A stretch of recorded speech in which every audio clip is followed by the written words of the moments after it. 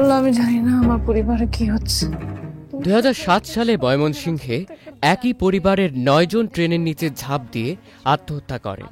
সে আদম পরিবারের আত্মহত্যার ঘটনা অবলম্বনে নির্মাণ করা হয়েছে ওয়েব সিরিজ চক্র। ভিকি জাহেদের চক্র বিনোদনের স্মার্ট দুনিয়া ওটিটি প্ল্যাটফর্ম আইস্ক্রিনে 20 পর্বে মুক্তি পাচ্ছে সিরিজটি। শুধু তাই নয়, ওয়েব সিরিজটি নির্মাণ করেছেন পুনর্জন্মখ্যাত নির্মাতা ভিকি জাহেদ।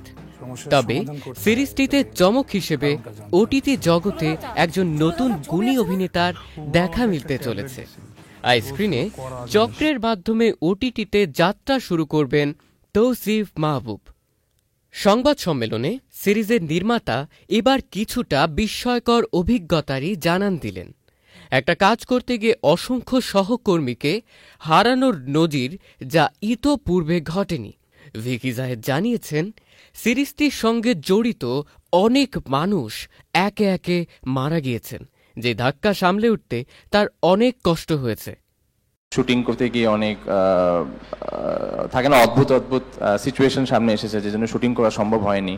আমাদের এই প্রজেক্টের সাথে ইনভলভড অনেক মানুষ চলে গিয়েছেন আমাদেরকে ছেড়ে।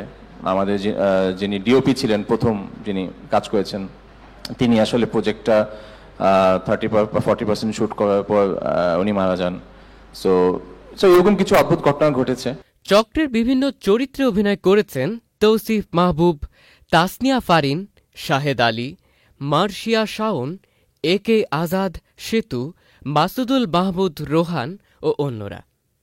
অভিনয় করার সময় তো আসলে টিভির জন্য অভিনয় করছি না, ফিল্মের জন্য না, ওয়েব সিরিজের জন্য করছি, এইভাবে তো আলাদা বেছে কখনো অভিনয় করি না। অভিনয় করার সময় মন থেকে অভিনয় করি, নিজের সেরাটা দেওয়ার চেষ্টা করি।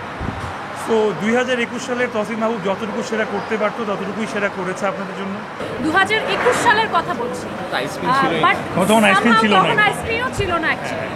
সো এই কারণে আমাদের খুব এক্সাইটেড। আমি ইনফ্যাক্ট উনি আমাকে প্যাম্পার করতো যে তোমার ফার্স্ট টিভি সিরিজ, এটা ছিল ওইরকম।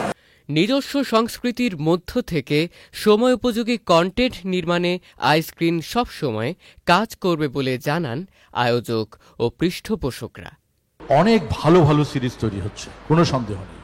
আমাদের এই প্রজন্মের অনেক তরুণ নির্মাতা এসছে, অনেক অভিনেতা অভিনেত্রী এসছে, কিন্তু তাদেরকে যে পরিমাণ ফিট দেওয়া দরকার আসলে পেছন থেকে, সেটা অনেক কারণেই হচ্ছে না। কিন্তু এর সম্ভাবনাটা অনেক বেশি আমি মনে করি যে আমাদের বাংলাদেশের প্রেক্ষাপটে আমাদের সামাজিক, অর্থনৈতিক এবং আমাদের যতটুকু সম্ভাবনা আছে সেইটুকুকে যদি আমরা কাজে লাগাতে পারি, অবশ্যই আমাদের ওটিটি প্ল্যাটফর্ম অনেক ভালো একটা জায়গায় যাবে। এই সিরিজের যিনি নায়িকা তাসনিয়া ফারিন, উনি ওনার ক্যারিয়ারের শুরুর দিকে এই ব্র্যান্ডেরই ব্র্যান্ড অ্যাম্বাসেডর ছিলেন, এবং উনি আমাদের টিভিসি করেছিলেন শুরুর দিকে। তো সেটাও আমাদেরকে সাহায্য করেছে ডিসিশন নেওয়ার জন্য। তো হোপফুলি একটা খুব ভালো সিরিজ হবে। ভিকি জাহেদ সবাই জানেন যে খুব স্বনামধন্য, ভেরি ট্যালেন্টেড একজন ডিরেক্টর। তো হোপফুলি আমরা সবাই 10 তারিখ চক্র দেখব।